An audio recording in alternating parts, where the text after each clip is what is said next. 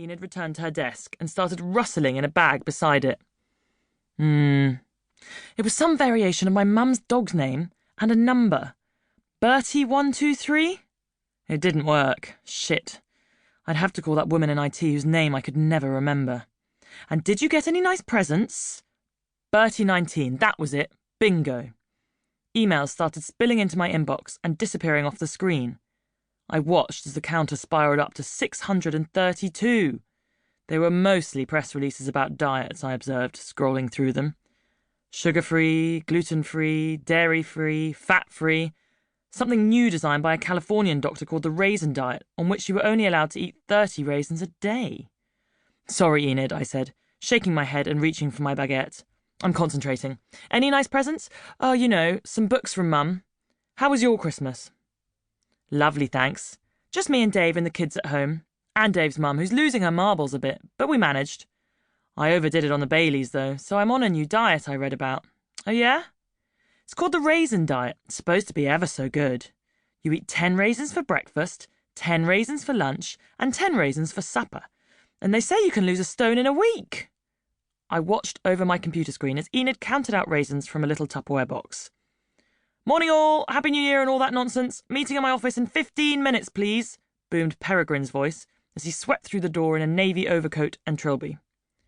Peregrine was a 55-year-old social climber who launched Posh in the 90s in an attempt to mix with the sort of people he thought should be his friends. Dukes, earls, lords, the odd Ukrainian oligarch. He applied the same principle to his wives. First, an Italian jewellery heiress. Second, the daughter of a Venezuelan oil baron. He was currently married to a French stick insect who was, as Peregrine told anyone he ever met, a distant relation to the Monaco royals. Where is everyone? He said, reappearing from his office, coat and hat now removed. I looked around at the empty desks. Not sure. It's just me and Enid so far. Well, I want a meeting with you and Lala as soon as she's in. I've got a major story we need to get going with. Sure. What is it? Top secret. Just us three in the meeting. Need to know basis, he said, glancing at Enid. You're right, he added. Enid was poking the inside of her mouth with a finger.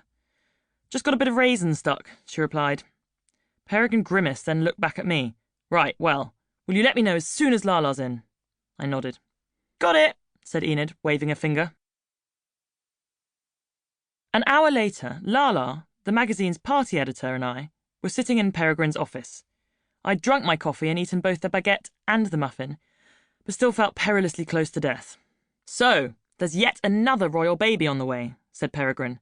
The Countess of Hartlepool told me at lunch yesterday. They have the same gynaecologist, apparently. Due when? I asked.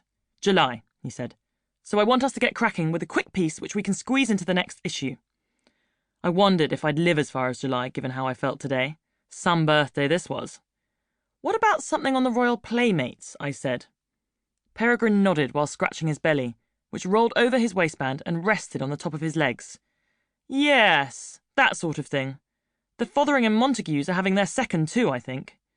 And my friend Octavia de Flamingo is having her first baby, said Lala, chewing on her pen. They've already reserved a place at Eton in case it's a boy. Well, we need at least 10 others, so can you both ask around and find more posh babies, said Peregrine. I want it on my desk first thing on Friday, Polly. And can you get the pictures of them all, too? Of the parents, I checked. No, no, no, he roared. Of the babies. I want all the women's scan pictures. The sort of thing that no one else will have seen. You know, real, insidery stuff. I sighed as I walked back to my desk. Posh was now so insidery, it was going to print pictures of the aristocracy's wombs. My Tuesday evenings were traditionally spent having supper with my mum in her Battersea flats, and tonight, as a birthday treat, I was doing exactly the same thing. It was a chaotic and mummified flat.